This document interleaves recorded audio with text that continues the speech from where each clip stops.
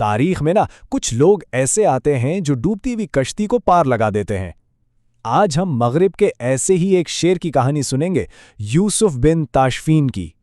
ایک ایسا نام جو صحارا کے گمنام قبیلوں سے اٹھا اور اندلس کے مسلمانوں کے لیے امید کی آخری کرن بن گیا۔ اور یہی تو سب سے بڑا سوال ہے۔ سوچیں، ایک طرف اندلس کی مسلم ریاستیں آپس میں لڑ لڑ کے بکھر چکی تھیں، اور دوسری طرف شمال سے عیسائی طاقتیں انہیں ایک ایک کر کے نگلنے کو تیار بیٹھی تھیں۔ ایسے میں صحرا سے آنے والا ایک شخص تاریخ کا دھارا کیسے موڑ دیتا ہے؟ آئیے اس پوری داستان کو شروع سے سمجھتے ہیں۔ دیکھیں، کسی بھی بڑے لیڈر کی کہانی کو سمجھنا ہو تو پہلے اس کی تحریک کو سمجھنا پڑتا ہے۔ یوسف کی کہانی کو جاننے کے لیے ہمیں پہلے مرابطین تحریک کو سمجھنا ہوگا۔ یہ وہ نقاب پوش جنگجو تھے جنہوں نے صحرا سے اٹھ کر ایک عظیم سلطنت کی بنیاد رکھی تھی۔ تو یہ مرابطین تھے کون، جنہیں نقاب پوش بھی کہا جاتا تھا؟ اصل میں یہ صحارا کے جنگجو بربر قبائل کی ایک بہت ہی ڈسپلن اور اصلاحی تحریک تھی۔ ان کی بنیاد شیخ عبداللہ بن یاسین نے شریعت کی سخت پابندی پر رکھی تھی، جو مالکی فقہ کہلاتی ہے۔ اور ان کی پہچان تھا ان کا نقاب، جو صرف صحارا کی ریت سے نہیں بچاتا تھا، بلکہ ان کی ایک الگ عسکری اور مذہبی شناخت بن گیا تھا۔ یوسف بن تاشفین نے 1061 میں مرابطین فوج کی کمان سنبھالی اور پھر کمالی کر دیا۔ صرف 2 دہائیوں کے اندر انہوں نے نہ صرف مراکش جیسے عظیم شہر کی بنیاد رکھی، بلکہ پورے شمالی افریقہ کو الجزائر سے لے کر بحر اوقیانوس تک ایک جھنڈے کے تلے اکٹھا کر دیا۔ یعنی اسپین کی طرف دیکھنے سے پہلے ہی وہ مغرب کے سب سے طاقتور حکمران بن چکے تھے۔ تو ایک طرف یوسف شمالی افریقہ میں اپنی سلطنت مضبوط کر رہے تھے، اور وہیں سمندر کے پار اندلس میں ایک طوفان سر اٹھا رہا تھا۔ یہ اندلس کی ایک ایسی پکار تھی جس نے یوسف بن تاشفین کو تاریخ کے سٹیج پر ان کا سب سے بڑا کردار ادا کرنے پر مجبور کر دیا۔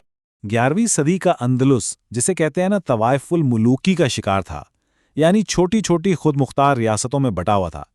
یہ مسلم حکمران آپس میں ہی لڑتے رہتے تھے اور اتنے کمزور ہو چکے تھے کہ شمال سے بڑھتے ہوئے کشتالہ کے بادشاہ الفانسو ششم جیسے خطرات کا مقابلہ کر ہی نہیں سکتے تھے۔ یہی اندرونی پھوٹ انہیں تباہی کے دہانے پر لے آئی تھی۔ حالات اتنے خراب ہو گئے کہ بطلیوس کے امیر المحتوق نے یوسف بن تاشفین کو ایک درد بھرا خط لکھا۔ اس کے الفاظ دیکھیں، ان میں کیسی مایوسی اور بے بسی ہے۔ یہ اس بات کا ثبوت تھا کہ وہ ایک بیرونی طاقت سے مدد مانگنے پر مجبور ہو چکے تھے۔ عیسائی بادشاہ الفونسو ششم کا غرور اور تکبر تو اس حد تک بڑھ گیا تھا کہ وہ خراج کے علاوہ انتہائی توہین آمیز مطالبات کرنے لگا تھا، اور اس کا یہ مطالبہ کہ اس کی بیوی قرطبہ کی جامع مسجد میں بچے کو جنم دے گی، یہ مسلم حکمرانوں کے لیے ناقابل برداشت تھا۔ اس توہین کے جواب میں المعتمد نے ایک ایسا جرأت مندانہ جواب دیا جس نے لڑائی کو یقینی بنا دیا۔ اس جواب نے صاف کر دیا کہ اب بات چیت کا وقت ختم ہو چکا ہے اور مرابطین سے مدد مانگنے کے علاوہ کوئی اور راستہ باقی نہیں بچا تھا۔ اندلس کی طرف روانہ ہوتے وقت یوسف بن تاشفین نے جو دعا کی، اس سے ان کے مقصد کی گہرائی کا اندازہ ہوتا ہے۔ وہ اسے کوئی عام فوجی مہم نہیں سمجھ رہے تھے، بلکہ اپنے لیے ایک دینی فریضہ مانتے تھے۔ تو اندلس کی پکار پر یوسف سمندر پار کر چکے تھے۔ اب 2 تہذیبیں، 2 فوجیں اور 2 نظریات ایک فیصلہ کن جنگ میں ٹکرانے والے تھے۔ معرکہ زلاقہ، وہ جنگ جو اندلس کی تقدیر لکھنے والی تھی۔ زلاقہ کے میدان میں، جسے بعد میں خون ریزی کی وجہ سے پھسلن والی زمین بھی کہا گیا، 2 فوجیں آمنے سامنے تھیں۔ یوسف نے اسلامی روایت کے مطابق 3 آپشنز دیے: اسلام قبول کرو، جزیہ دو، یا پھر جنگ کے لیے تیار ہو جاؤ۔ الفانسو نے اپنے غرور میں آ کر سب کچھ ٹھکرا دیا اور جنگ کا انتخاب کیا۔ یوسف کی جنگی حکمت عملی واقعی شاندار تھی۔ پہلا قدم یہ تھا کہ اندلسی فوج کو آگے رکھا تاکہ الفونسو کی فوج ان سے لڑ کر تھک جائے، جبکہ اپنے بہترین اور تازہ دم سپاہی ایک ٹیلے کے پیچھے چھپا کر رکھے۔ اور پھر اونٹوں کا استعمال، یہ ایک ایسا حربہ تھا جس نے دشمن کے گھڑ سواروں کو بالکل بدحواس کر کے رکھ دیا۔ جنگ کا پانسا اصل میں اس وقت پلٹا جب یوسف کے حکم پر ان کے 4000 سیاہ فام گھڑ سوار، جو اپنی بہادری کے لیے مشہور تھے، میدان میں اترے۔ ان کے طوفانی حملے نے الفانسو کی فوج کو مکمل طور پر تتر بتر کر دیا اور فتح کا راستہ صاف ہو گیا۔ اور جنگ کا نتیجہ الفونسو کے لیے تباہ کن تھا۔ اس کی 60,000 کی بڑی فوج میں سے صرف 300 کے قریب سپاہی، بشمول زخمی بادشاہ، اپنی جان بچا کر بھاگ سکے۔ یہ مسلمانوں کے لیے ایک بہت بڑی اور فیصلہ کن فتح تھی۔ زلاقہ میں فتح تو مل گئی، لیکن یہ صرف ایک زخم پر مرہم رکھنے جیسا تھا۔ اندلس کی اصل بیماری، یعنی اندرونی پھوٹ، وہ اب بھی باقی تھی۔ یوسف کو جلد ہی یہ احساس ہو گیا کہ اندلس کو بچانے کے لیے صرف ایک جنگ جیتنا کافی نہیں بلکہ ایک متحدہ سلطنت کی بنیاد رکھنا ضروری ہے۔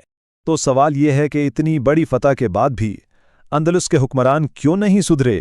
وہ فوراً اپنی پرانی دشمنیوں پر واپس لوٹ گئے اور یہاں تک کہ عیسائی بادشاہوں کو دوبارہ خراج دینا شروع کر دیا۔ اسی بات نے یوسف کو یہ احساس دلایا کہ اصل مسئلہ تو یہ حکمران خود ہیں۔ یوسف کا اگلا قدم صرف ان کا اپنا فیصلہ نہیں تھا، اسے اسلامی دنیا کے بڑے بڑے علماء جن میں امام غزالی بھی شامل تھے ان کی حمایت حاصل تھی۔ انہوں نے فتویٰ دیا کہ چونکہ یہ حکمران بدعنوان ہے اور اسلام کا دفاع نہیں کر سکتے اس لیے یوسف کو انہیں ہٹانے کا شرعی حق حاصل ہے۔ اس فتوے کی بنیاد پر یوسف نے اندلس کو مستقل طور پر محفوظ کرنے کا فیصلہ کیا۔